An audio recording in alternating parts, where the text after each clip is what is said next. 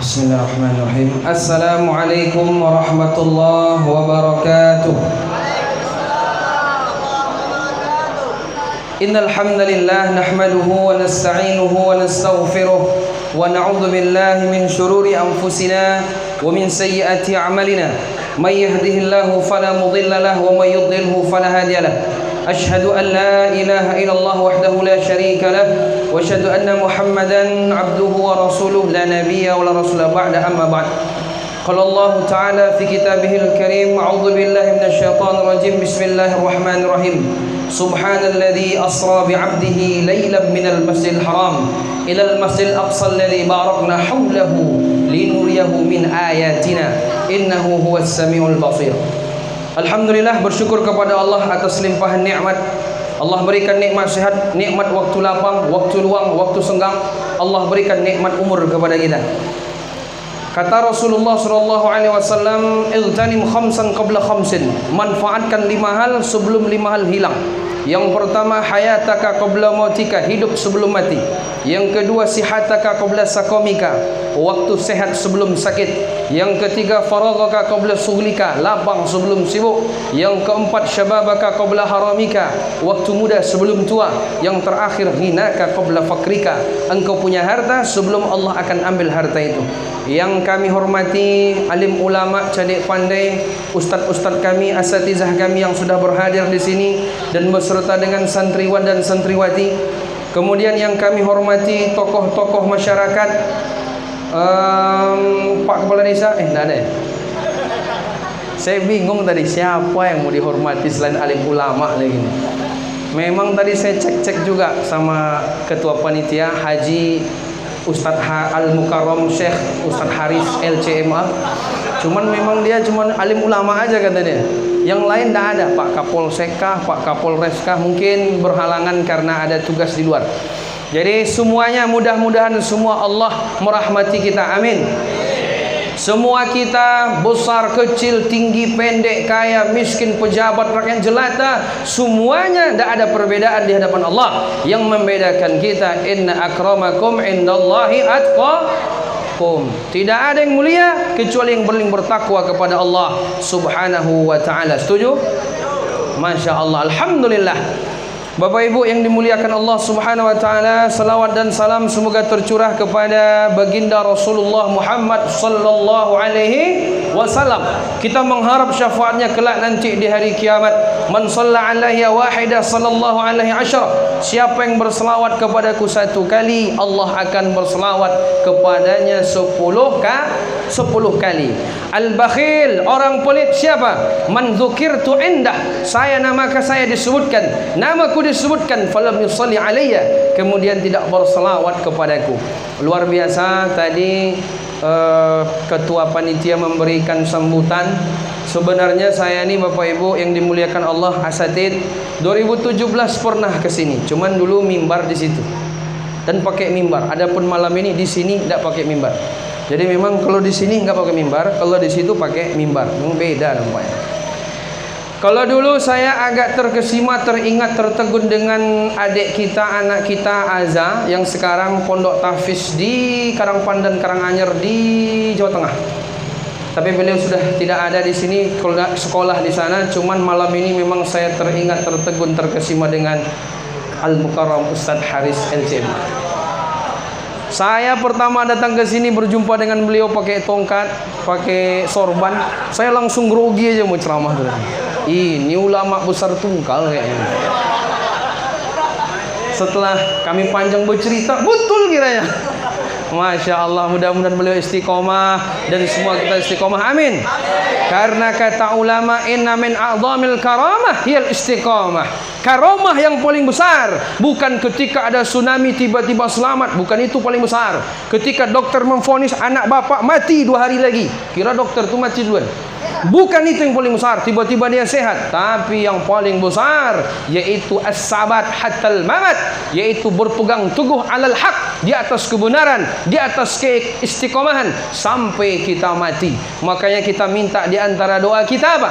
Doa kita, kalau ulama salaf dulu mereka kalau berdoa, Bapak Ibu, sebelum meminta doa apapun mereka minta 5 dulu. Sebelum minta tambah istri, kalau Bapak-bapak, sebelum tambah minta ruko, sebelum tambah minta rumah, mereka minta 5 hal. Pertama, minta diampunkan dosa. Yang kedua, minta diberi istiqomah. Yang ketiga, diberi minta kepada Allah hidayah. Yang keempat, mati husnul khatimah. Yang terakhir, masuk surga jannah firdaus. Inilah yang 5 diminta. Apa yang pertama tadi? Nah, itu pula. Memang kalau habis sisa ini ceramah itu resikonya. Jangan-jangan belum makan malam kayak saya juga. Sebenarnya saya ditanya, Ustadz, mau makan habis maghrib apa habis ceramah? Dalam pikiran saya begini, saya ini kan lagi mau diet. Makan habis maghrib, mesti habis ceramah makan lagi nanti. Itu yang biasanya saya perhatikan di sini kemarin 3 tahun yang lalu. Itulah Pak, kita makan habis sisa saja, tapi balas dendam nanti. Makanya saya ini biar nggak lama saya ceramah, biar menggigil-gigil langsung tutup aja, karena belum makan memang. Tapi jangan-jangan nih jamaah belum makan juga. Pas saya ingat ulang, nggak ingat lagi dia. Yang pertama minta ampunkan dosa. Yang kedua minta istiqomah. Yang ketiga minta hidayah. Yang keempat minta husnul khatimah. Yang kelima minta masuk surga firdaus. Ini masuk neraka jahanam kata dia. Astagfirullahaladzim. Itu memang belum makan pagi, siang dan malam. Bapak Ibu asatid, mohon maaf sebelumnya saya ceramah malam ini agak-agak takut saya. Biasanya saya ceramah ke Aceh, ke Medan, ke Riau, ke Jambi. Baru malam ini agak menggigil dia. Di samping asatid kita banyak, belum makan malam tadi juga. Akhirnya menggigil-gigil lutut awak nih. Ustadz, guru-guru kami, bapak-bapak, ibu-ibu yang dimuliakan Allah, saya nih aslinya 2 kampung saya. Satu Aceh, satu lagi Minang. Kalau di Aceh, dia keturunan tuh lari ke bapak, patrilineal.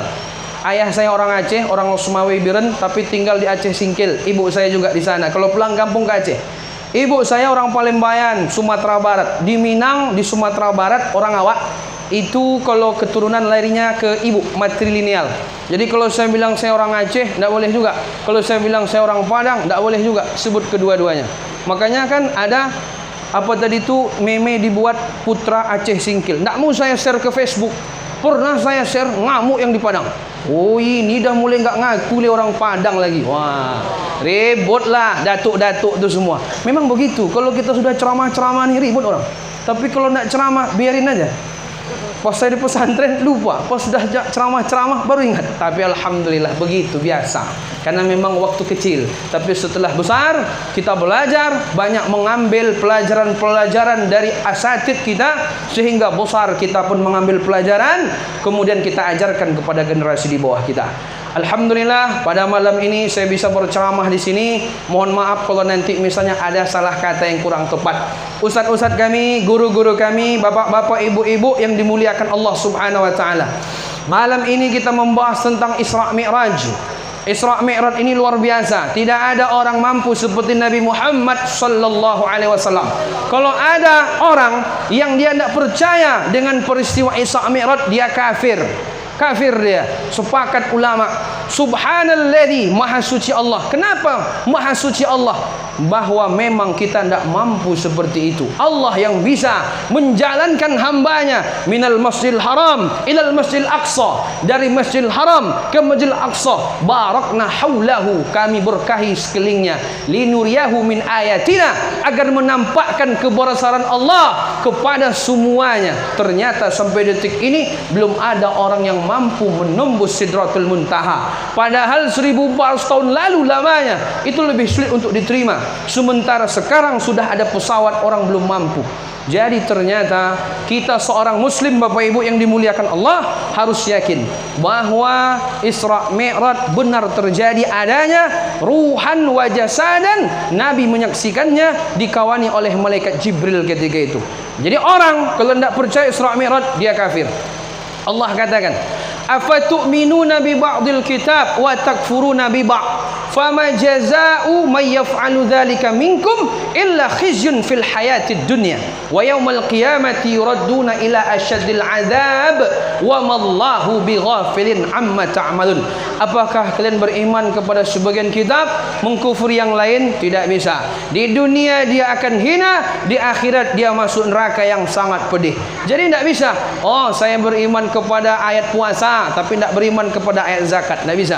Oh, saya beriman kepada ayat tentang bagaimana kita berpuasa tapi tidak percaya kepada ayat hijab. Tidak bisa. Harus semuanya beriman. Kalau tidak, dia hina di dunia, di hari kiamat masuk neraka. Maka sepakat bahwa di samping ada masjid sepakat juga bahwa yang namanya Isra Mi'raj wajib kita yakini dan bagian dari keimanan. Bapak Ibu yang dimuliakan Allah Subhanahu wa taala, di antara pelajaran yang dapat kita ambil dari Isra Mi'raj ini, yang pertama adalah bahwa tidak ada tempat bergantung kecuali Allah Subhanahu wa taala. Nabi Muhammad sallallahu alaihi wasallam dulu waktu dia kecil, belum lagi lahir, masih jadi janin, bapaknya Abdullah meninggal di Madinah, nama lama Yathrib. Ketika dia lahir, umurnya 4 tahun, ada yang bilang 6 tahun, kita anggap aja 4 tahun, ibunya pula meninggal. Ternyata dia kecil sudah anak yatim. Tidak ada tempat di mana akan dicari kasih sayang. Dia yatim dan piatu sekaligus. Ada orang mengatakan, kita ini bisa mengenal orang tua kalau sudah umur 5 tahun ke atas. Terbayang gambaran bagaimana bapak kita, ibu kita, kakak kita. Tapi kalau 4, 5 ke bawah itu belum ada gambaran. Sengaja Allah buat seperti itu agar beliau kuat. Imam Suyuti menjelaskan agar beliau kuat. Itulah hikmah kenapa beliau yatim piatu. Setelah dia umur 4 tahun diasuh sama kakek, di umur 8 tahun kakeknya pula yang meninggal. Nah, di sini siapa yang mau meninggal? Coba tunjuk tangan. Ada Pak? Belum ya? Ini di akhir zaman nih banyak orang meninggal mendadak aja nih. Kata Nabi SAW, inna min iqtirabis sa'ah ayudhara mautul faj'ah. Di antara tanda-tanda kiamat banyak orang mati mendadak. Lagi ketawa-ketawa, minum kopi tersaru, mati. Lagi dengar ceramah bisa juga mati. Lagi ceramah pun bisa juga mati. Ada kemarin Syekh Palestina, pas dia ceramah mengucapkan la ilaha illallah, mati dia. Insyaallah husnul khatimah. Apalagi ngantuk-ngantuk. Coba mana yang tidur-tidur? Yang tidur nih separuh mati biasanya. Saya pernah ceramah ke Medan, ditanya sama jamaah, Ustaz, apa hukum? Apa hukum? Nanti kalau di surga kita itu bisa tidur apa enggak? Ini memang luar biasa pertanyaannya ini. Sempat-sempatnya masuk surga, nanyanya tidur. Entah ia masuk surga kan enggak? Kata Nabi SAW, setiap 1000 manusia satu ke surga, 999 ke neraka. Ini udah masuk surga, yang ditanya tidur juga masih. Astagfirullahaladzim. Teringat saya hadis Nabi. Apa kata Nabi? An-naum akhul maut. Tidur itu saudara kandungnya mati. Jadi nanti di hari kiamat Bapak Ibu, itu sama Allah diambil domba, kambing, disembelih. Inilah kematian. Semenjak itu tidak ada kematian lagi. Jadi kalau kematian tidak ada, berarti tidur pun tidak ada. Makanya dipuas-puaskan aja tidur. Pas pengajian apalagi. Dan memang terapi insomnia itu pas pengajian pula dia. Makanya ada orang payah tidur, insomnia nama penyakitnya. Ya betul. Kalau kurang darah apa namanya? Kurang darah? Anemia. Kalau payah tidur? Insomnia. Itu biasanya jarang ikut sholat Jumat biasanya. Kalau ikut sholat Jumat, insya Allah tidur dia. Pengajian juga. Karena memang kalau pengajian ini tenang kita. Apa kata Nabi sallallahu alaihi wasallam? Wa majtama'a qaumun fi baitin min buyutillah yatluna kitaballah wa yatadarasunahu illa nazalat alaihimus sakinah. Orang kalau berkumpul di rumah Allah, mengkaji, membahas kitab Allah, mereka baca bainahum, di antara mereka, maka nazalat alaihimus sakinah, turun ketenangan. Saking tenangnya bisa tidur. Itu. Cuman hati-hati kalau tidur pas pengajian mati, gimana pula ceritanya. Tapi insyaallah husnul khatimah lah. Karena kan pengajian, malaikat banyak, di samping malaikat maut juga ada. Bapak Ibu yang dimuliakan Allah Subhanahu wa taala, ternyata Nabi Muhammad ketika beliau umur 8 tahun kakeknya pula meninggal. Siapa nama kakeknya? Abu Talib. Abu Talib meninggal, diasuh sama pamannya. Pamannya punya istri namanya Fatimah, punya anak Ja'far, punya anak Ali. Ali pun punya istri dari anak Rasulullah, Fatimah. Ada yang menyebut Ali bin Abi Talib ni memiliki dua Fatimah, satu istrinya, satu ibunya. Yang nama orang zaman dulu sama-sama aja semua. Abdullah sampai 300 orang. Kalau Mutakin satu orang aja. Tapi kalau Pak apa nih, insya Allah banyak. Masya Allah, tabarakallah. Bapak Ibu yang dimuliakan Allah subhanahu wa ta'ala, ketika Nabi Muhammad diangkat jadi Nabi dan Rasul, umur 40 tahun, 41. Di saat dia umur 38, 39, 40, sudah mulai dia ke Gua Hira. Oleh Khadijah tidak dimarahi, bahkan dikasih makan, diantarkan. Ketika umur 40 tahun, datang wahyu kepadanya. Wahyu yang pertama apa? Surat apa? Hah? Inna atoina. Ini inna atoina aja. Surat terpendek di dunia. Inna atoina kal kausar. Fasholli li rabbika wanhar. Inna syani'aka wal abtar. Kurban tak juga mau? Itu kan ayat kurban. Atau qul huwallahu ahad. Tadi kami cerita, Ustaz, kalau qul huwallahu ahad itu dibaca-baca terus mantap juga ya. Mantap saya bilang.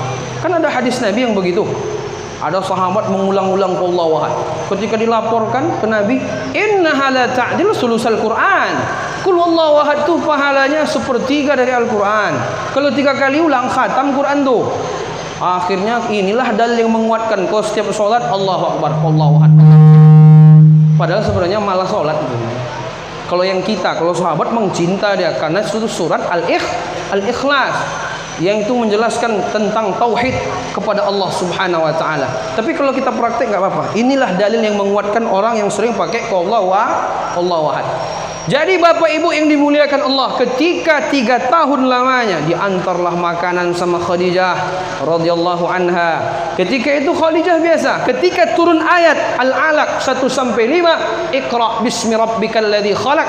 Ketika itu Nabi kedinginan, pulang ke rumah, zamiluni, selimutkan aku, diselimutkan sama Khadijah, ditenangkan Nabi olehnya.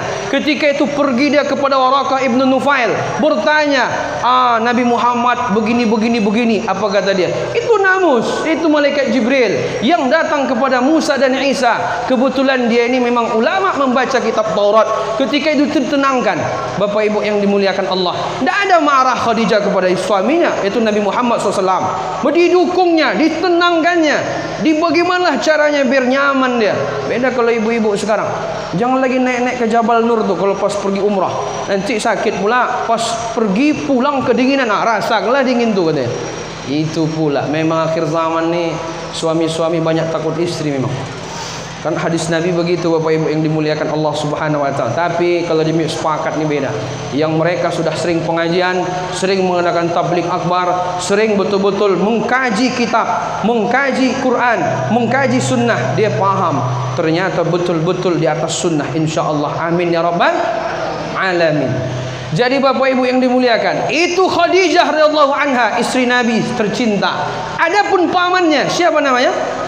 Abdul Muttalib. Dia orang mulia, bangsawan. Kata Ustaz Somad, bangsa yang hidup di awan. Ini beliau luar biasa. Ketika Nabi berdakwah, dia yang selalu membela. Kalau ada orang mengapakan Nabi, dibelanya. Tapi ternyata ketika itu istri beliau meninggal, Khadijah. Paman beliau meninggal. 2 tempat bergantung patah. Bapak Ibu sudah tidak ada sejak kecil. Kakek juga sudah meninggal umur 8 tahun. Istri yang mulia selama ini juga sudah meninggalkan dia. Paman yang membela sudah meninggalkan dia. Kemana hendak bergantung? Pergilah beliau ke Taif. Sampai ke Taif dengan harapan ada yang mau mendengar ceramahnya. Kalau sekarang kita berceramah, banyak orang datang, marhaban, bacakan semuanya. Kalau dulu luar biasa, tidak ada orang yang lebih berat ujiannya kecuali Nabi Muhammad sallallahu alaihi wasallam. Ketika beliau pergi ke Taif, sampailah beliau ke Taif. Ketika itu ternyata Bapak Ibu, bukannya malah diterima dakwahnya, dilempari pakai batu tai onta tulang. Ketika itu berdarahlah pelipis Nabi sallallahu alaihi wasallam. Dia pun mengadu kepada Allah, Allahumma inni ashku dha'fi quwwati hawani 'alan nas ya arhamar rahimin anta rabbul mustad'afin. Ya Allah, aku serahkan kelemahanku kepadamu. Aku dihina oleh manusia. Ya arhamar rahimin, ya rabbal mustad'afin, Tuhannya orang-orang lemah. Berdarah pelipis beliau. Ada yang pernah berdarah pelipisnya sini? Biasanya anak-anak muda nih sengaja taruhnya di sini Hansaplas. Berdarah pun enggak, Hansaplas aja. Pas dekat-dekat mata nih, woi, ngeri nih, kuat nih nampaknya nih. Preman besar, bandit, tertangkap nangis. Jadi Bapak Ibu yang dimuliakan Allah Subhanahu wa taala, ketika itu Nabi pun akhirnya bersembunyi di balik bukit. Datang malakul jibal, malaikat penjaga-penjaga gunung. Jadi malaikatnya di mana-mana ada. Ada malaikat penjaga orang, macam-macam ya. Ada malaikat rahmat, ada malaikat maut juga. Ada malaikat penjaga gunung, ada malaikat penjaga kitab, malaikat muhafazah, malaikat penjaga gunung. Ketika itu datang malaikat, apa katanya? Fama syi'ta, apa yang kau inginkan wahai Muhammad? In syi'ta an utbika alaihim akhsabain. Kalau engkau ingin, saya akan timpakan kepada mereka bukit-bukit gunung-gunung ini. Tapi apa kata Nabi ketika itu Bapak Ibu yang dimuliakan Allah Subhanahu wa taala? Arju minhum ayukhrijallahu min aslabihim ma ya'budullah wa la yusyriku bihi syai'a. Saya berharap kepada Allah agar keluar dari tulang sulbi mereka generasi yang menyembah Allah, tidak mensyirikatkannya. Allahu akbar. Oh, itulah Nabi luar biasa. Makanya Bu, Nabi itu gelarnya sallallahu alaihi wasallam. Kalau nabi-nabi lain gelarnya apa? Alaihi salam. Apa perbedaannya? Ternyata saya baca sekilas, setahu saya ternyata kalau nabi yang lain beda memang. Makanya ketika beliau Isra Mi'raj, asra bi 'abdihi lailam minal masjidil haram ilal masjidil aqsa. Ketika beliau dari Masjidil Haram ke Masjidil Aqsa, naik burak dengan Jibril, ditambatkannya buraknya, kemudian dia salat mengimami para nabi. Makanya gelarnya Sayyidul Mursalin. Gelarnya pun beda sendiri. Malaikat alaihi salam, nabi-nabi alaihi salam, giliran Nabi Muhammad sallallahu alaihi wasallam. Kalau kita apa? Entahlah. Kalau masih hidup hafizahullah, kalau sudah mati rahimahullah. Kalau dia mati sakaratul mautnya payah, banyak maksiat, kafir, laknatullah. Atau terakhir naudzubillah. Jadi Bapak Ibu yang dimuliakan Allah Subhanahu wa taala, nyuri-nyuri sendal habis pulang pengajian. Itu apa gelarnya? Innalillah ya. Jadi Bapak Ibu yang dimuliakan Allah Subhanahu wa taala, ketika itu ternyata Nabi tidak mau. Apa sebab gelar beliau sallallahu alaihi wasallam? Nabi Nuh ketika umatnya tidak mau mendengar. Ini sudah berapa menit saya ceramah? Saya takutnya jatuh mendadak aja nih. Yang lain mati mendadak. Ini ceramah dari tadi mati mendadak aja. Itu tanda-tanda kiamat. Dalam kitab Nihayatul Alam karangan Dr. Muhammad Al-Arifi, dia mengumpulkan hadis-hadis 131 tanda kiamat kecil, 10 tanda kiamat besar. Dajjal, Nabi Isa turun, Ya'jud dan Ma'jud, penenggelaman Masyriq wal Maghrib. 10 belum terjadi, tapi yang kecil 131 dalam kitabnya terkenal bestseller di Timur Tengah, itu 84 sudah terjadi. Salah satunya apa? Orang mati banyak mendadak. Kalau dulu orang mati pakai mukadimah, buat wasiat, batuk-batuk agak 3 bulan. Habis itu mati dia. Kalau enggak, sekarang enggak ada batuk, enggak ada apa, lagi siaran berita mati aja. Lagi santai-santai duduk, mati aja. Jadi Bapak Ibu yang dimuliakan, Nabi Nuh alaihi salam ketika umatnya durhaka, apa kata dia kepada Allah? Rabbi la tazar 'alal ardi minal kafirina dayyara. Ya Allah, jangan biarkan orang kafir di dunia, hancurkan semua. Hancur, akhirnya ditenggelamkan. Adapun Nabi Yunus lain lagi, ketika umatnya diingatkan tidak mau, pergi beliau ngambek ya kan. Akhirnya masuk dia ke kapal, badai, petir luar biasa, tsunami, Sunarto, macam-macam lah. Ketika itu akhirnya badai goncang, diundi sampai 3 kali, nama Nabi Yunus juga keluar, dicampakkan ke laut, dilahap sama ikan apa? Patin? Oh bukan, ikan paus. Ikan patin tadi malam. Mana biasa? Khusyuk pula biasa kan. Iya, biar aja. Jadi ikan paus setelah 40 hari 40 malam dicampakkan ke tepi laut, di situ makan labu, yaktin. Bapak Ibu yang dimuliakan Allah Subhanahu wa taala. Adapun Nabi Muhammad sudah digitukan, tidak ada tempat bergantung, patah kedua-duanya. Istri meninggal, paman meninggal, bapak ibu sudah tidak ada semenjak kecil. Kakek pun sudah meninggal semenjak kecil. Kemana untuk mengantung? Pergi ke Taif, dihinakan, dilempar pakai teh onta, dilempar pakai tulang. Tapi ketika ditawarkan, malaikat aja tidak sabar lihat orang itu, gatal-gatal juga nih katanya. Tapi kata beliau malah, arju, saya berharap agar Allah mengeluarkan dari mereka generasi yang menyembah Allah. Sabar beliau luar biasa. Makanya gelarnya sallallahu alaihi salam, Sayyidul Mursalin. Umatnya 80 saf masuk surga. Dalam hadis Ahmad, yang masuk surga itu 120 saf. 80 safnya itu umat Muhammad, 40 safnya umat-umat yang lain, dari Nabi Isa sampai Nabi Adam alaihissalam. Jadi kita ni yang paling banyak di surga nanti. Alhamdulillah. Umur tak panjang, umur tak panjang, amal dilipat gandakan. Orang dulu, Nabi Nuh contohnya, alfasanatin illa khamsina ama. Allah panjangkan umur orang zaman dulu. Nabi Nuh umurnya alfasanatin, 1000 illa khamsina aman, kurang 50. Berarti berapa tuh Pak? 1000 kurang 50. Aduh, memang kalau udah malam nih Pak ya kalkulator nih men. 1000 kurang 50, 950 tahun. Bapak-bapak mau umurnya 900 tahun? Tak mau, sibuk takziah terus. Awak entah kapan mau ditakziah orang. 950 tahun. Tapi umur umat Nabi Muhammad dah. Umurnya berapa? Kata Nabi, a'mar ummati ma baina sittin ila sab'in. Pegal juga tangan nampaknya. Ini goyang, ini pun lah mulai goyang. Nanti sempat goyang satu lagi udah. A'mar ummati, umur umatku ma baina sittin, antara 60 ila sab'in, 70 tahun. Wa aqalluhum, sedikit man yajuzu dalik, yang lewat 60 70. Saya perhatikan malam ini tidak ada yang lebih tua kecuali orang tua kami, Ustaz. Masya Allah. Berapa umur Ustaz? 82 tahun saja.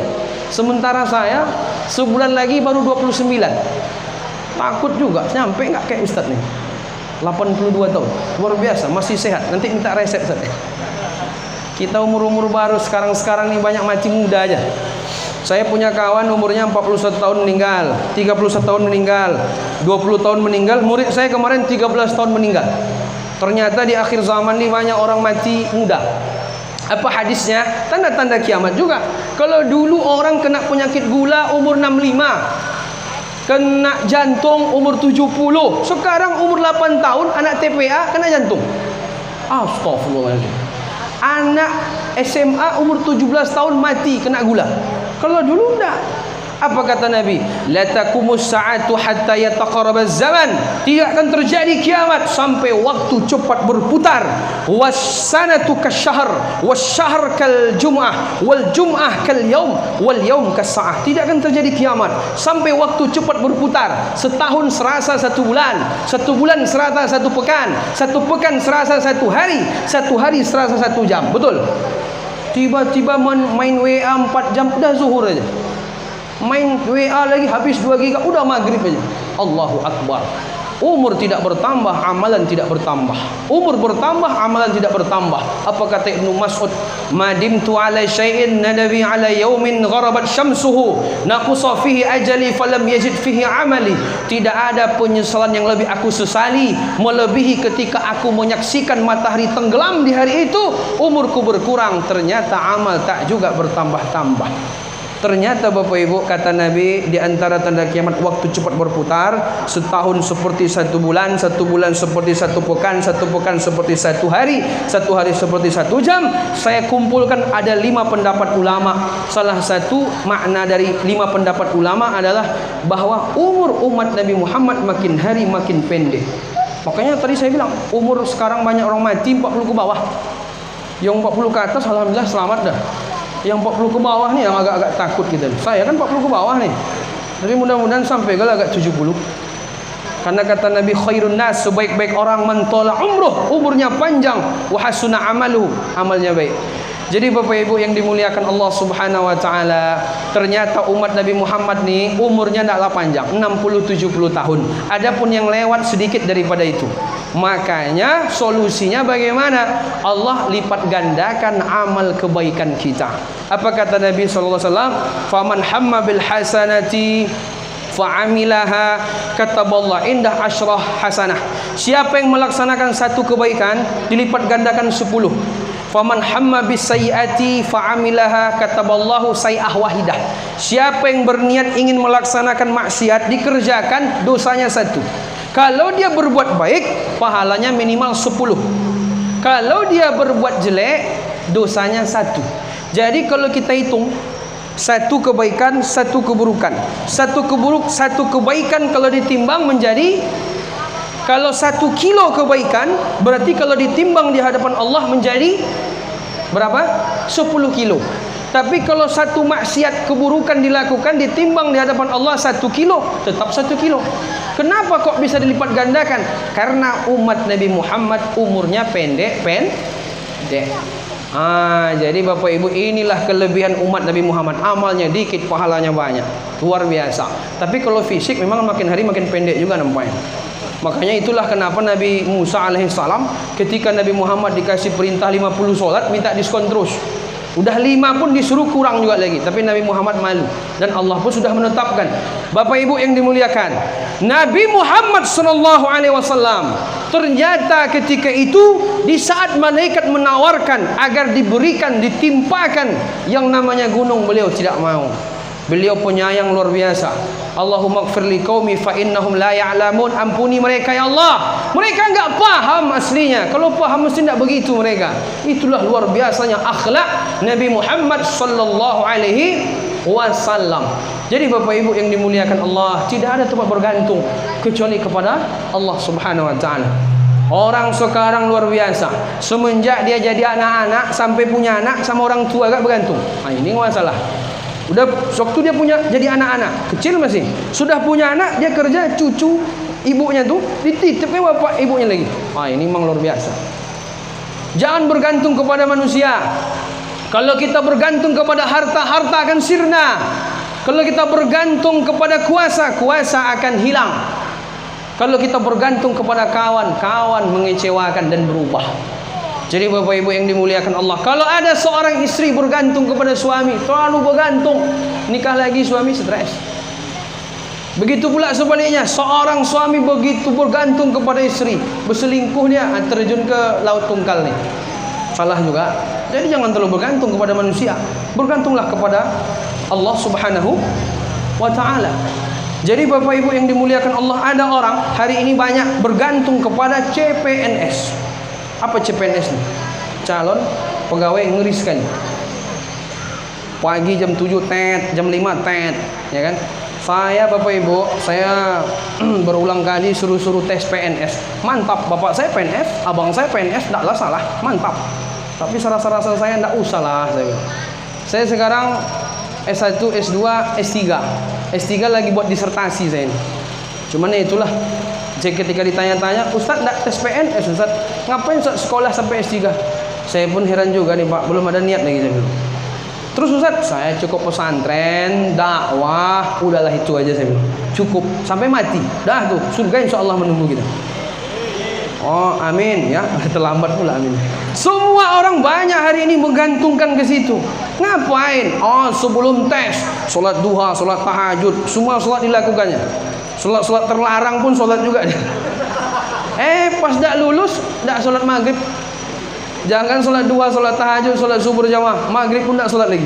Inilah kalau orang dia bergantung kepada selain Allah, bergantunglah kepada Allah Subhanahu wa ta'ala. Jangan bergantung kepada siapapun, bergantunglah kepada Allah Subhanahu wa ta'ala, zat yang telah menciptakan dan menghidupkan kita, menjamin rizki kepada kita. Rizki sama gaji itu beda.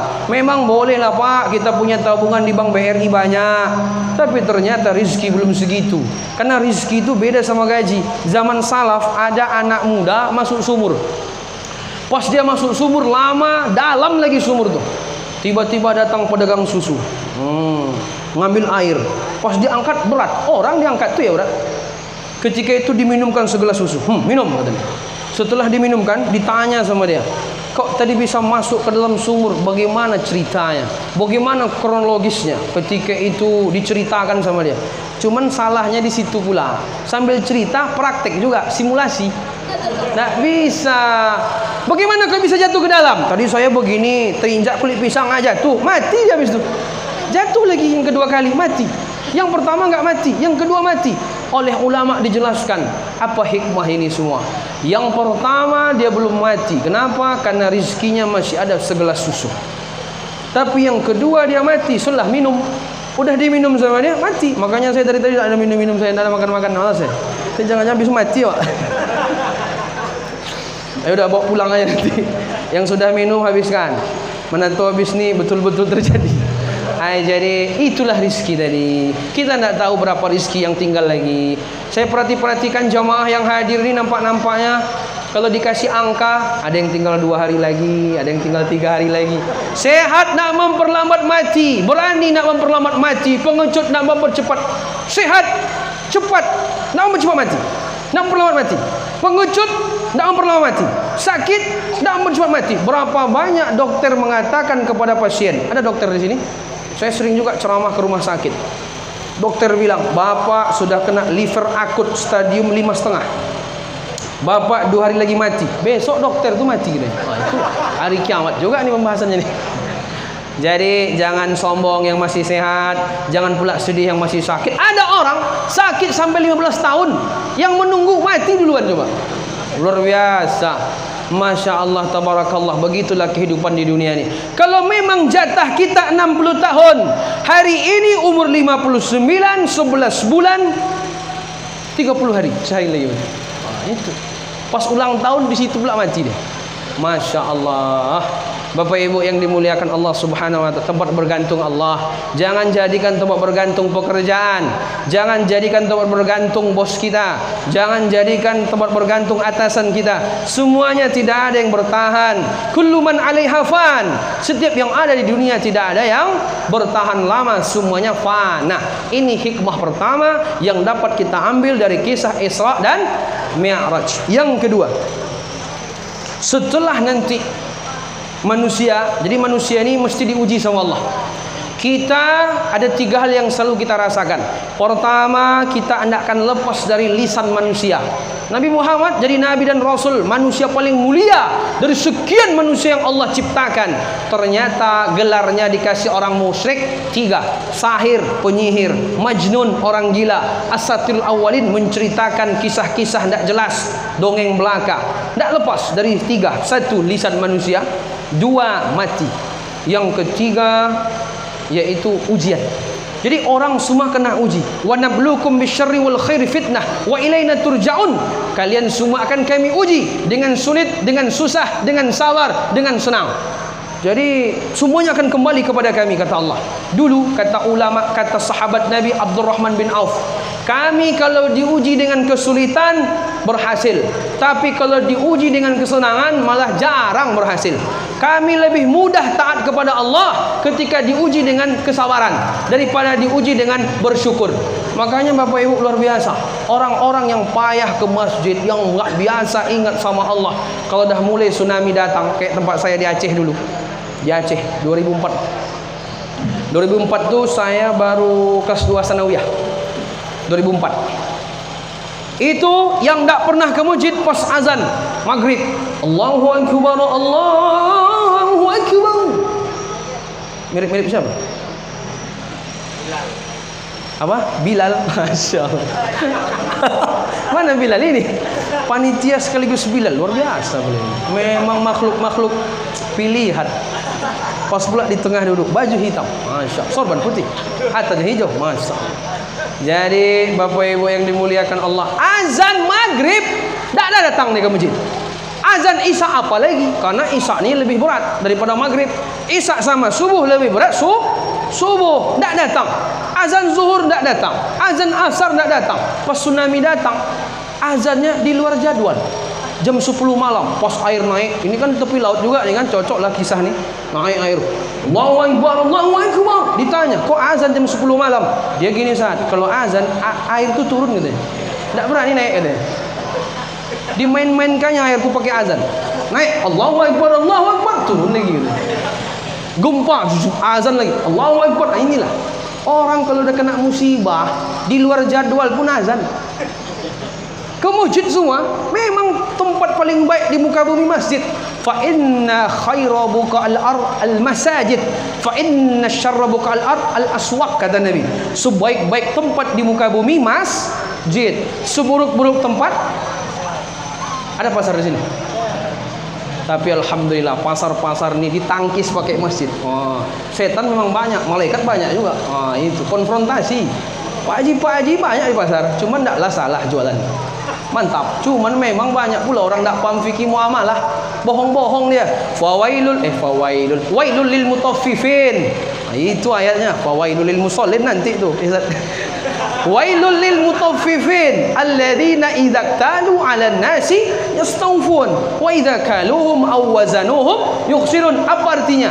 Buka terjemah nanti sana. Lama kali terjemahan. Jadi Bapak Ibu yang dimuliakan Allah, sebaik-baik tempat masjid. Pas tsunami itu mulai bergerak, kan kalau di sana tuh kan waktu itu belum stabil sampai berapa lama itu, sampai orang ketika itu trauma, orang jalan di atas gini aja, ini kan kayu-kayu nih, wih gempa sampai kayak gitu orang. Nah, itulah ngerinya waktu itu. Orang nggak biasa ke masjid datang dia ke masjid, nggak jadwal azan dia. Bayangkan, pas jadwal nggak datang, pas nggak jadwal datang. Ini pelaku bid'ah betul ini. Jadi Bapak Ibu yang dimuliakan Allah Subhanahu wa taala, itulah manusia. Kalau kena uji itu memang dia bisa langsung dekat kepada Allah Subhanahu wa taala. Kita kalau jatuh biasa, ujian itu karunia. Kalau tidak ada ujian tidak naik kelas kita. Orang anak SD, anak SMP, anak SMA, anak S1, kalau dia mau dapat gelar sarjana SAG, apa SAG itu? Sarjana alam gaib. Nah, itu dia. Berarti sebentar lagi alam barzah dah. SPD, sarjana pada ndak aja mani katanya. Nah, itu. Jadi Bapak Ibu, orang kalau dia mau dapat sarjana gelarnya, dia harus bayar buat skripsi, buat tesis, buat disertasi kalau S3. Dia mau diuji. Kalau nggak dapat jadwal ujian, sedih dia. Betapa ingin dinaikkan derajatnya itu. Jadi ketika orang jatuh tuh biasa. Tapi jangan sampai gelap. Kalau kata-kata orang udah jatuh ketimpa tangga, diterkam kucing pula lagi gitu dia. Kucing pula nerkam. Kalau jatuh ini dibagi dua, ada jatuh kucing kaki duluan, ada jatuh kodok langsung perut ke bawah. Nah, itu. Jadi kalau orang dia diuji itu hal biasa. Allah itu sayang sama orang, Allah akan uji dia. Jadi Bapak Ibu yang dimuliakan Allah, kalau sabar, Allah akan memberikan kebaikan kepada kita. Sebagaimana Nabi Muhammad sallallahu alaihi wasallam. Ibu-ibu aman, Bu? Saya dari tadi belum lihat ke sana lah. Saya perhatikan ibu-ibu ini masih semangat terus ini. Udah makan, Bu? Alhamdulillah. Soalnya berat-berat ke sini kita kalau ke sana itu kan. Tapi alhamdulillah saya percaya aja lah sama ibu tuh. Jadi Bapak Ibu yang dimuliakan Allah Subhanahu wa taala, orang kalau dia patah semangat, di antara tanda kiamat kata Nabi, di akhir zaman banyak orang minta mati. Akhirnya gantung diri. Sebelum gantung, nampak dia tali-tali diikatkannya di kayu. Kayunya agak rapuh pula. Sebelum dia gantung diri mau mati, selfie diri.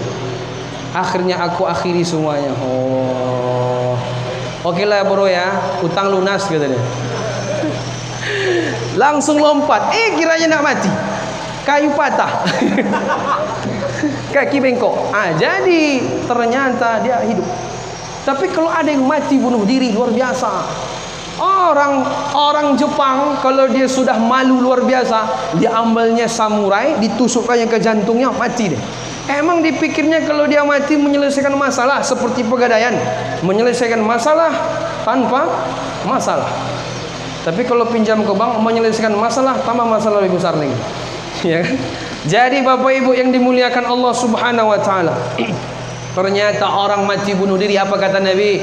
Man qatala nafsahu bihadidatin, siapa yang membunuh dirinya dengan besi, fahadidatuhu tawajja'u biha fi batnihi fi nari jahannam khalidan mukhalladan fiha abada. Siapa yang membunuh dirinya dengan besi, maka nanti di hari kiamat besi itu selalu ditusuk-tusukkan sama dia ke perutnya, masuk neraka jahanam, kekal selama-lamanya. Inilah orang mati bunuh diri ini. Tapi setelah saya kaji hadis ini, ternyata oleh ulama dijelaskan, ini kalau dia mengatakan bunuh diri itu halal, murtad, kafir, maka kekal dia. Tapi kalau dia mengatakan bunuh diri itu tidak halal, haram, tapi saya gimana lagi lah, udah patah hati, patah semuanya. Kalau orang tidak makan, ada yang mengatakan tahan 3 hari, 3 bulan kalau tidak makan. Kalau tidak minum, katanya tahan sampai 3 hari. Tapi kalau dah patah hati, 3 menit hilang langsung. Itulah bahaya patah hati. Begitu ya Syekh, kurang lebih. Syekh pun sibuk juga kira. Jadi Bapak Ibu yang dimuliakan Allah Subhanahu wa taala, tidak boleh kalau orang dia mati bunuh diri, ternyata dia mengatakan kalau dia bunuh diri itu memang haram. Tapi bagaimana lagi, patah semangat sudah, hilang semangat, tidak ada ruh lagi kata dia. Mati dia. Oleh ulama dijelaskan maknanya bukan kekal, tapi dia lama di neraka. Akhirnya tetap juga ujungnya dia ke surga, insyaallah taala, kalau memang cukup. Jadi Bapak Ibu, kalau orang dia diuji biasa, Allah kalau ingin sama orang, Allah akan uji dia. Tidak ada orang lebih tinggi ujiannya kecuali Nabi Muhammad sallallahu alaihi wasallam. Kalau dia sabar, Allah akan naikkan dia. Wasta'inu bis sabri was shalah. Makanya minta tolong kepada Allah dengan sabar dan salat. Akhirnya Nabi Muhammad di Isra Mi'rajkan. Asra dari Masjidil Haram ke Masjidil Aqsa. Habis itu Mi'raj.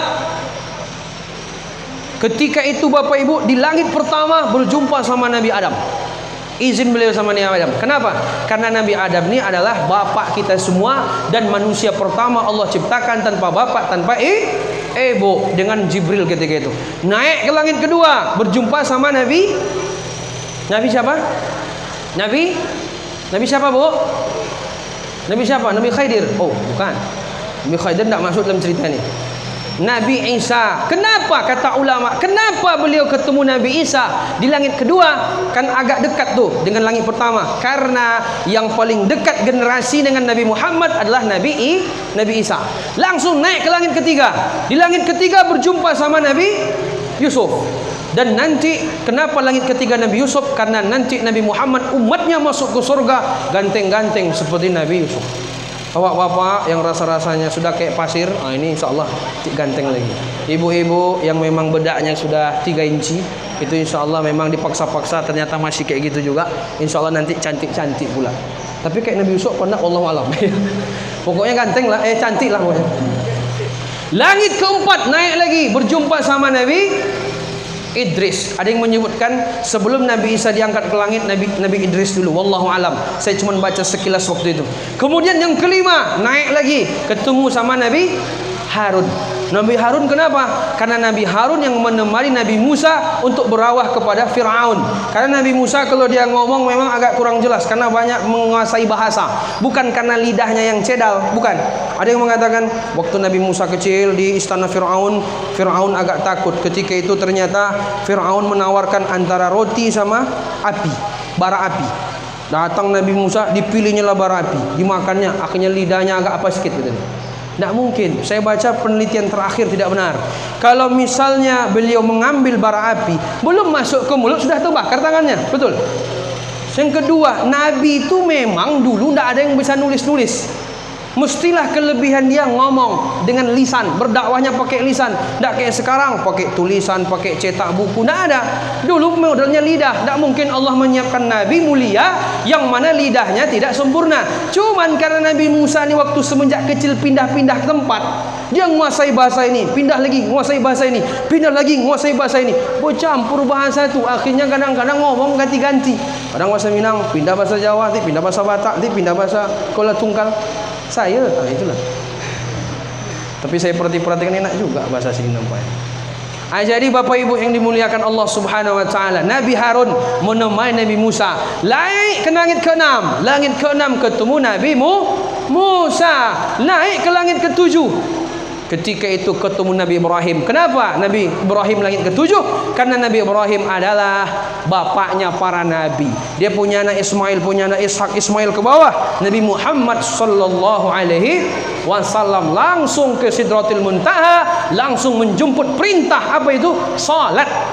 Yang itu syariatnya tidak diberikan lewat malaikat Jibril untuk salat ini. Okeylah, kalau tidak mampu puasa bayar fidyah atau diganti di hari lain. Kalau memang tidak mampu bayar zakat, okeylah, tidak ada uang. Kalau tidak mampu haji, okey, tidak masalah. Minimal wajib sekali seumur hidup. Kalau memang tidak mampu, tidak apa-apa. Yang penting niat, pahala dapat. Saya pernah habis jogging pagi sama istri. Ketika itu saya mampir di tempat minum, makan pical. Ketika itu ada TV. Itu menyiarkan tentang kondisi Masjidil Haram, orang tawaf. Ada bapak lagi makan pical, ditanya, "Pak, mau ke situ, Pak?" "Enggak," kata dia. "Kenapa?" "Enggak ada harapan lagi kayaknya." Aduh, serugi kali bapak seperti ini. Niat aja dulu. Kalau enggak pun dapat pahala dah. Dapat. Kalau jadi dilakukan dapat 10 kali lipat sampai 700. Niat aja. Niat haji, niat umroh, semua niatkan. Tapi jujur, nih enggak nabung enggak mau, niatnya terus. Mana mau Allah kasih pahala? Jadi niatkan aja dulu. Niat. Insya Allah enggak sempat pun awak mati duluan, pahala dah dapat. Tapi jujur. Jadi Bapak Ibu yang dimuliakan Allah Subhanahu wa taala, Nabi Muhammad Allah berikan syariat puasa 50 waktu sehari semalam. Ketika beliau Allah berikan, di saat itu turun ke langit ke-7, turun ke langit ke-6, ketemu sama Nabi. Siapa tadi langit ke-6? Dah mulai ini kayaknya memang betul-betul asam lambung dah mulai naik sampai. Ini dah mulai lupa ibu-ibu. Ibu-ibu, mana ibu? Aman, Bu? Oh, yang di sana aman. Yang di sini aman insyaallah. Sana juga aman. Langit ke-6 Nabi Musa. Ditanya sama Nabi Musa, "Apa yang Allah perintahkan kepadamu wahai mulia Nabi mulia?" Allah perintahkan 50 waktu. Minta kurang. Zaman saya aja pagi petang salat tak salat orang. Apa lagi 50? Tak bisa tu. Minta kurang. Ada yang mengatakan dikurang 5, ada yang mengatakan dikurang 10. Dikurangi 5. Minta kurang 5, minta kurang sampai 5. Kata Nabi Musa, minta kurang lagi. Kenapa Nabi Musa begitu perhatian kepada Nabi Muhammad sallallahu alaihi wasallam? Ternyata umat terbanyak setelah Nabi Muhammad umat Nabi Musa. Ternyata dalam Quran paling banyak menceritakan kisah Nabi Musa. Makanya Nabi Musa tu kasihan sama umat Nabi Muhammad. Yang umat dia pagi petang saja tidak solat, apalagi 5 waktu. Kata dia, kasihan saya, ana a'lam bin nas, saya lebih paham pada manusia daripada anda wahai Muhammad. Minta kurang ke Allah. Tapi ketika itu kata Nabi, astahil Rabbi, saya malu minta kurang. Allah pun langsung menetapkan, dah 5, dah ada kurang-kurang lagi. Tapi pahalanya seperti perintah pertama kali 50. Salat 5 kali 10. Jadi Bapak Ibu yang dimuliakan Allah Subhanahu wa taala, ternyata salat ini luar biasa. Nabi dalam kondisi sedih itu dihibur oleh Allah dengan Isra Mi'raj, yang mana disyariatkan salat. Kalau salat syariatnya langsung dari Allah kepada Nabi Muhammad sallallahu alaihi wasallam. Kalau puasa, kalau zakat, kalau jihad, kalau sedekah, kalau haji, umrah, itu dari Allah kepada malaikat Jibril. Malaikat Jibril langsung oper ke Nabi Muhammad. Dan itu di dunia. Tapi kalau syariat solat dah di Sidratul Muntaha. Betapa mulianya solat. Makanya kata Nabi, inna awwala ma yuhasabu bihil abdu yaumal qiyamah as-salah. Yang pertama dihisab di hari kiamat adalah solat. Fa in saluha aflaha wa anjaha wa in fasadat khaba wa khasira. Kalau baik solat yang lain baik, kalau rusak solat yang lain rusak. Maka Bapak Ibu yang dimuliakan Allah, Nabi dalam hadis dijelaskan, idza hazabahu amr shalla. Nabi kalau ada musibah datang langsung bawaannya solat. Makanya zaman Nabi dulu kalau ada gerhana matahari, gerhana bulan, bawaannya apa? Solat khusuf, solat gerhana. Kenapa? Nabi takut. Wih, ini kiamat nih. Ayo kita ke masjid solat. Kalau sekarang datang gerhana, ditunggu-tunggu sama dia, difoto-foto. Ini kayak cincin, kayak apa katanya. Nabi takut luar biasa. Ini malah difoto-foto, enggak pula solatnya. Astagfirullahaladzim. Itulah beda kita sama orang zaman dulu. Jadi Bapak Ibu yang dimuliakan Allah, kata Allah dalam Quran, innas salata tanha 'anil fahsya'i wal munkar. Salat ni menghindari dari fahsya, dosa fahsya berkaitan dengan seksualitas, wal munkar, dosa selain itu.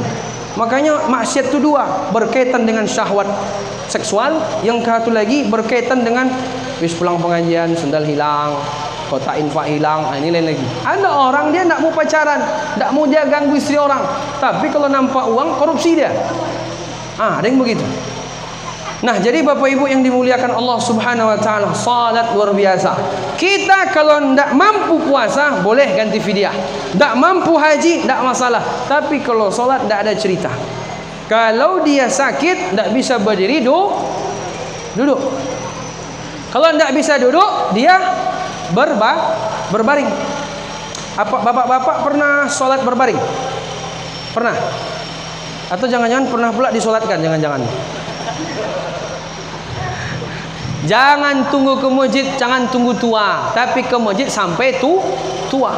Anak-anak zaman sekarang gunung mampu dia daki, lautan dia seberangi, masjid dilewati aja. Itu pula ternyata ke masjid ni bukan berkaitan dengan fisik, tapi lebih kepada hati. Orang tak bisa berdiri solat, duduk. Tak bisa duduk, berbaring. Dua cara berbaring. Bisa menghadap sebelah kanan begini, menghadap kiblat. Bisa juga kakinya menghadap kiblat. Tak masalah. Tak bisa berbaring, habis itu ngapain lagi? Gimana Bu? Ibu pernah tak solat tak bisa lagi berbaring? Tak ada harapan. Makan tak bisa, mengunyah tak bisa. Tapi kalau nampak uang sehat. Itu pula kadang-kadang. Tak bisa lagi, akhirnya cuman minum air susu aja, minum Indomil. Tak bisa berdiri duduk, tak bisa duduk berbaring, tak bisa berbaring. Kata ulama pakai isyarat mata. Jadi kalau dia rukuk tu matanya agak ke bawah sikit. Tapi kalau sudah sujud langsung, tak bangun-bangun lagi bisa. Disahid insyaallah. Mati husnul khatimah insyaallah. Kalau tak bisa juga pakai isyarat, pakai hati. Kalau tidak juga bisa pakai hati, maka dia harus segera disolatkan. Tidak ada istilah tidak ada solat. Ini kadang-kadang masuk rumah sakit 3 hari sebelumnya solat, 3 hari sebelum mati dia nggak solat lagi. Ini gimana Ustaz? Husnul khatimah apa sul khatimah? Nampak-nampaknya sul khatimah. Astagfirullahaladzim Ustaz. Bapak saya itu. Itulah. Makanya tidak ada istilah tidak solat. Tidak bisa berdiri duduk, tidak bisa duduk berbaring, tidak bisa berbaring isyarat, tidak isyarat niat di hati. Makanya judul kita dahsyatnya siksa orang yang melalaikan salat. Ada kitab namanya Irsyadul Ibad karangan Syekh Zainuddin Al-Mabari kalau tidak salah namanya. Itu beliau menjelaskan ada sekitar 15 azab bagi orang enggak salat. Ketika di dunia, ketika sakaratul maut, ketika di alam kubur, ketika dibangkitkan dari kubur. Di antaranya dari 15 itu saya sebutkan 4 saja. Ketika di dunia Allah cabut keberkahan umur dari dia, keberkahan, kesolihan Allah cabut. Allah buat hidupnya serba sengsara. Uang banyak sulit, uang dikit sulit. Apapun dia punya kurang juga rasanya. Tak ada, menangis dia. Allah cabut. Kenapa? Dia ternyata meninggalkan salat selama ini. Jadi Bapak Ibu yang dimuliakan Allah, orang kata Allah dalam Quran apa? Fawailul lil musallin. Celaka orang salat. Siapa yang celaka? Alladzina hum an salatihim sahun. Orang yang terhadap salatnya lalai. Oleh ulama dijelaskan Imam Az-Zahabi dalam kitab Al-Kabair, kata dia yang lalai ini apa? Kalau dia salat subuh, kalau dia salat zuhur menjelang asar, kalau dia salat asar menjelang maghrib, maghrib menjelang isya, dilalai-lalaikan. Itu aja sudah celaka. Apalagi meninggalkan salat. Di dunia Allah cabut keberkahan, kecerahan dari wajahnya. Dicabut keberkahan umurnya. Ketika dia sakaratul maut, dalam kitab itu dia nanti mau sakaratul maut, pas sakaratul maut dia lapar sama haus. Itulah. Ada enggak orang pas sakaratul maut apa lihat dia air ada. Orang pas sakaratul maut tuh sakaro artinya mabuk. Jadi orang kalau pas sakaratul maut tuh mabuk dia Pak. Bapak-bapak yang pernah mabuk coba tunjuk tangan. Jangan, nah, ketahuan nih. Udahlah yang sudah hijrah alhamdulillah. Tapi kalau ibu-ibu, ngeri lagi tuh kalau ada ya. Mabuk sakara. Mabuk artinya, kata dokter, orang pas sakaratul maut tuh karena oksigen sudah kurang ke otak, makanya agak pusing. Bukan, orang ketika sakaratul maut itu nanti setan betul-betul maksimal dalam membawa dia kepada kesesatan. Selama ini ketika digoda, diingatkan sama kawannya, ayo kita ke masjid, tidak mempan. Depan, belakang, kanan, kiri, kata Allah dalam Quran, setan menggoda kita. Min baini aidihim wa min khalfihim wa an aymanihim wa an syamailihim. Tidak mempan. Tapi nanti sebelum mati, pas sakaratul maut, disitulah inti betul-betul setan mengerahkan semua pasukannya untuk menggoda kita. Begitu Bapak Ibu. Makanya kata Nabi apa? Lakinu mautakum la ilaha illallah. Talkinkan orang yang mau meninggal tu la ilaha illallah. Jadi ketika ada orang pas sakaratul maut, seger gitu ya. Itu lain lagi tuh ya. Ke telinga kanan, la ilaha illallah. Ayo ucapkan pelan-pelan, jangan paksa-paksa. Cepat, jangan, dia lagi stres. Sakaratul maut, stres, lagi mabuk, ngomongnya nggak jelas. Orang mabuk kan begitu. Jangan dipaksa-paksa. Ayo Pak, ucapkan la ilaha illallah. Pas dia ucapkan la, meskipun terbata-bata, la ilaha illallah. Udah, diamkan aja, jangan ajak cerita lagi. Ayo Pak, la ilaha illallah. Diucapkannya pula, la ilaha. Alhamdulillah, bisa ya Pak? Iya bisa. Jangan, ulang lagi. Karena man qala fi akhiri kalamihi la ilaha illallah dakhalal jannah. Siapa yang mengucapkan di akhir hidupnya kalimat dari lidahnya la ilaha illallah, masuk surga. Itu yang kita inginkan. Mau kayak gitu Bapak Ibu? Insya Allah, mudah-mudahan Allah takdirkan kita termasuk orang yang mudah. Jadi kalau kita ajak cerita masalah es krim lagi, ya itu diulang lagi nanti. Iya ya, bisa katanya. Ulang lagi. Jadi Bapak Ibu yang dimuliakan Allah Subhanahu wa taala, maka orang yang dia mau meninggal tuh biasanya haus, lapar. Itu ciri-ciri orang yang memang dia meninggalkan sholat. Itu pas mau sakaratul maut. Pas nanti dia sudah masuk kubur, di kuburannya tuh penuh dengan bara api semuanya. Ya, ini ciri-ciri orang termasuk yang dia meninggalkan sholat ketika di dunia. Ketika dibangkitkan dari alam kubur, dia termasuk orang yang nanti masuk neraka jahanam. Makanya jangan main-main kita. Orang yang melalaikan sholat saja celaka, apalagi meninggalkan sholat. Maka Bapak Ibu tidak ada alasan. Selama kita masih sehat, selama kita sakit pun, selama hayat masih dikandung badan, selama ruh menyatu dalam jasad kita, maka ketika itu wajib kita sholat. Kecuali ibu-ibu yang memang dia tidak boleh sholat. Kalau ibu-ibu ini lain lagi, mantap. Dia memang berhalangan, haram sholat. Meskipun tidak sholat, pahala seperti sholat. Adapun bapak-bapak ke masjid, harus ke masjid. Makanya kata Nabi SAW apa? Salatul jamaah afdal min salatil fardhi bis 27 darajat. Berjamaah dengan sendirian 27 derajat. Jangan kita sia-siakan. Jadi Bapak Ibu yang dimuliakan Allah Subhanahu wa taala, banyak keutamaan salat, dan salat ini gunanya untuk menghibur. Jadi kalau ada beban, ada masalah, salat. Bawaannya salat. Saya pernah ada jamaah bertanya, "Ustaz, saya ini lagi banyak masalah, istri minta cerai, bisnis lagi bangkrut, utang di mana-mana. Stres, Ustaz." Salat, Pak. Salat 2 rakaat. Gimana? Masih juga, Ustaz. Salat lagi. 2 rakaat. Gimana? Agak kurang. Tambah salat lagi. 2 rakaat. Tapi jangan pula subuh. Kalau subuh tuh 8 rakaat jadinya. 2 8. Tapi salat sunnah. Salat duha 2 rakaat, kurang juga. Tambah 4. Tambah lagi, tambah lagi, tambah lagi. Ternyata itulah hikmahnya. Kenapa Allah menghibur Nabi Muhammad lewat Isra Mi'raj, dan ketika itu yang diberikan syariat salat. Ternyata salat ini adalah tempat di mana kita kembali kepada Allah. Makanya kata Nabi, wa ju'ilat qurratu aini fis shalah. Dijadikan enak di mataku itu salat. qurratu ain di salat beliau. Makanya Nabi kalau istirahatnya salat, arihna ya Bilal. Bilal, istirahatkan kami. Istirahatkan. Apa itu? Salat. Maka Bapak Ibu yang dimuliakan Allah Subhanahu wa taala, mari sama-sama kita semangat dengan adanya tabligh akbar Isra Mi'raj ini, ada peningkatan dalam beribadah. Kalau biasanya salat Isya 2 shaf, nanti 3 shaf lagi. Nanti udah 3 shaf, tahun depan 4 shaf. Nanti 5 shaf, lama-lama sampai sana tuh. Nah, besok di belakang tuh shaf-shaf lagi semua. Jadi Bapak Ibu yang dimuliakan Allah, mari sama-sama kita jadikan momentum acara kita ini dalam rangka untuk meningkatkan ibadah kita. Karena orang kalau sholat dia sudah remehkan yang lain, dia akan remehkan. Makanya Nabi itu pernah dia mau keliling kampung bakar rumah orang yang tidak mendirikan berjamaah ke masjid. Makanya sampai ada ulama mengatakan sholat berjamaah itu hukumnya wajib, meskipun mazhab Syafi'i mengatakan fardu kifayah. Kalau orang dia sebagian sudah, yang lain tidak wajib lagi. Tapi akhirnya apa? Orang malas ke masjid.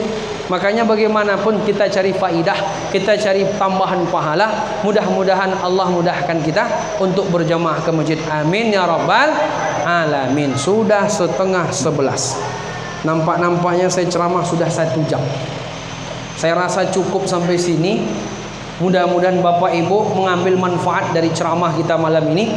Pertama, hikmahnya adalah bahwa tidak ada tempat bergantung kecuali Allah Subhanahu wa ta'ala. Jangan bergantung kepada harta, harta akan hilang. Jangan bergantung kepada kuasa, kuasa akan sirna. Jangan bergantung kepada orang, orang akan mengecewakan dan dia pergi. Tapi bergantunglah kepada Allah Subhanahu wa ta'ala. Yang kedua, dalam hidup kadang kita jatuh. Ketika kita jatuh, ketika itu Allah akan naikkan kita. Makanya kan ada istilah, bro, saya ini lagi kena musibah, tenang saja, badai pasti berlalu. Ada juga istilah itu, setelah gelap terbitlah terang. Ya gitu Pak ya. Setelah gelap terbitlah terang. Kalau sekarang enggak, pergi terang balik gelap. Itu pula. Tapi kalau kita malam ini pergi gelap balik gelap, ya kan? Karena habis Isya ke sini. Mudah-mudahan Bapak Ibu yang dimuliakan Allah, kita termasuk hamba-hamba Allah yang Allah kuatkan istiqamah dan mati dalam keadaan husnul khatimah. Nanti sebelum mati baru kita sadar, kita bilang kepada Allah, Rabbi laula akhartani ila ajalin qarib, ya Allah tunda kematian saya mau bersedekah, wa akum minas salihin, saya mau jadi orang saleh. Ternyata cita-cita tertinggi itu bukan jadi pejabat. Kalau orang hidup ingin dikatakan dia berhasil karena dia tinggi jabatan, dia pejabat, siapa yang lebih tinggi daripada Fir'aun? Fir'aun itu di atas presiden, saking pedenya dia mengatakan Tuhan. Tapi apa? Allah tenggelamkan di laut Kuala Tungkal, di laut merah Fir'aun. Jadi nanti kalau ada Kuala Tungkal dulu ada ini. Kalau ada orang mengatakan harta banyak, di mana-mana punya tabungan, ternyata orang mengatakan harta banyak itulah yang berhasil. Siapa yang lebih kaya daripada Qarun? Qarun itu kalau dia berjalan, oleh ulama dijelaskan 600 orang pengawalnya Pak, 300 laki-laki, 300 perempuan. Kalau diangkat kunci tokonya, naik asam urat orang dia. Tapi ternyata dia Allah tenggelamkan ke bumi beserta dengan harta-hartanya. Dan ternyata cita-cita terbaik, cita-cita yang paling tinggi, dan nanti sebelum mati kita sadar, yaitu menjadi anak orang soleh. Anak orang soleh, yang orang tuh soleh juga, berarti bapaknya soleh juga. Bapak soleh, anak soleh, istri solehah. Tapi kalau ke masjid, laki-laki soleh. Kalau sholat di rumah, berarti bapak-bapak solehah. Jadi Bapak Ibu, mudah-mudahan bermanfaat. Silahkan diambil ibrahnya. Begitulah kisah kurang lebih Nabi Muhammad sallallahu alaihi wasallam. Saya atas nama Pondok Pesantren Islam Haji Miskin di Padang, saya punya pesantren, murid kami 360 kurang lebih.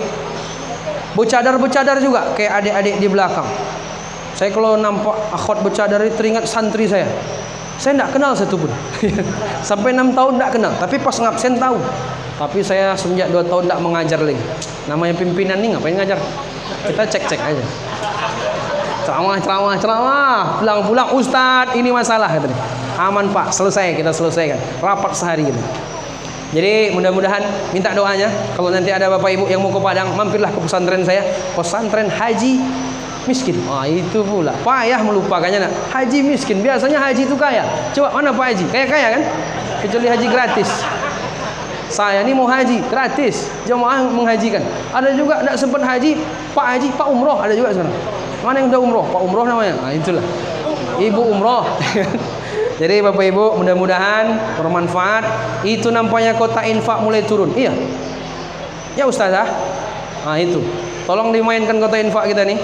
Inilah yang menjadi bekal nanti ketika kita mati. Kata Nabi sallallahu alaihi wasallam, pemandangan yang paling mengerikan adalah lahat, liang lahat. Orang kalau sudah nampak liang lahat itu sedih. Orang gali kuburan enggak ketawa-ketawa deh. Masya Allah. Kalau besok dia mati, maka kata Nabi, kuburan itu panas, diinginkan dengan bersedekah. Orang sebelum mati minta ditunda mati, ingin bersedekah. Kenapa? Karena kata Nabi, idza matal insan, manusia mati putus amalnya kecuali 3, salah satunya sedekatin jariyatin, sedekah jariyah. Bapak Ibu, mudah-mudahan bermanfaat. Cukup sekian. Assalamualaikum warahmatullahi wabarakatuh.